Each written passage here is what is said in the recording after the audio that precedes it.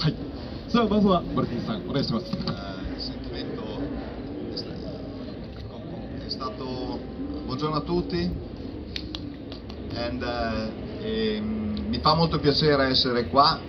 in Giappone dopo tanti anni. L'ultima gara che ho fatto in Giappone è stato nel 1994 e mi sono sempre divertito in Giappone perché soprattutto ci siete voi che siete un popolo molto attento alle corse, molto attento alla tecnologia, alla Formula 1 e quindi è molto bello venire a correre dove c'è una tifoseria che è competente ed è culturalmente preparata. Questo se vuoi.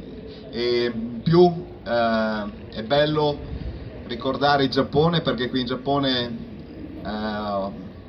ho fatto soprattutto qui a Suzuka nel 92, nel 91 una gara molto bella, peccato che ho rotto a 13 giri dalla fine,